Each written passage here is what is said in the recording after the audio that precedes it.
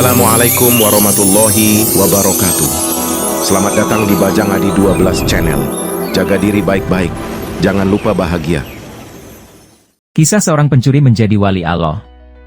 Suatu hari Sipulan, bukan nama aslinya, memasuki rumah Sultanul Aulia, Syekh Abdul Qadir Al-Jailani. Datangnya Sipulan bukan pada jam 2 umumnya tamu berkunjung, namun dia datang di tengah malam, dan dalam hati Sipulan juga mengandung niatan tidak baik, bukannya menimba ilmu di rumah Syekh Abdul Qadir Al-Jailani, malah dia datang untuk mencuri. Mulailah Sipulan mencari barang-barang berharga di rumah Syekh Abdul Qadir Jailani.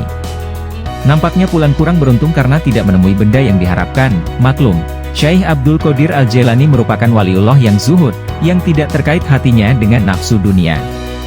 Sipulan mulai sadar bahwa dia akan pulang dengan tangan hampa.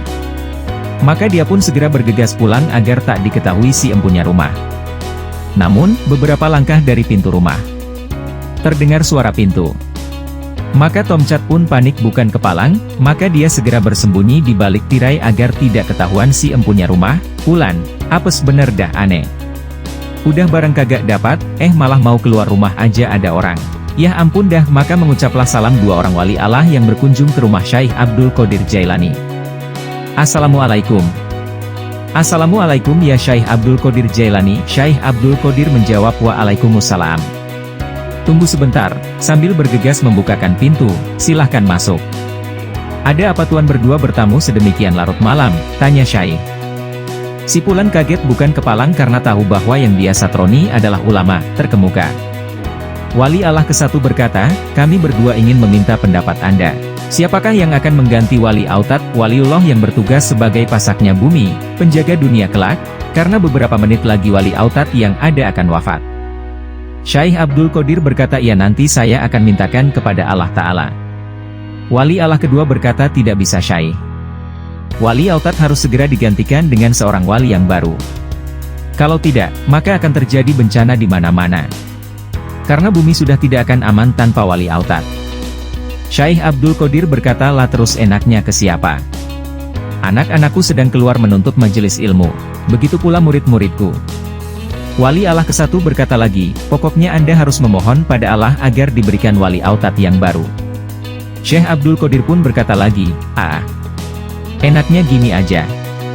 Pemuda di balik tirai itu saja yang dijadikan Wali Autad baru.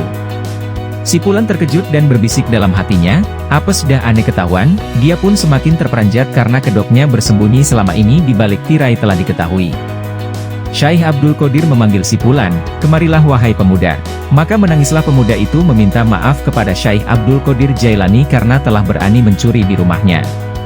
Syekh Abdul Qadir berkata lagi, tidak mengapa anak muda, sudahlah lupakan masa lalumu.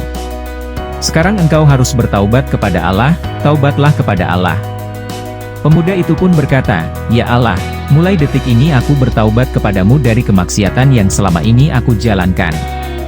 Maka Syekh Abdul Qadir Al-Jailani pun memohonkan ampun kepada Allah dan meminta padanya agar bersedia mengangkat Pulan menjadi wali Allah yang bergelar Autad atau pasak bumi. Demikianlah kisah kebersihan hati Syekh Abdul Qadir Al-Jailani. Beliau tidak menaruh dendam kepada pencuri yang telah menyatroni rumahnya, justru pencuri tersebut menjadi seorang wali karena keberkahan Syekh Abdul Qadir Al-Jailani. Wallahu a'lam bishawab.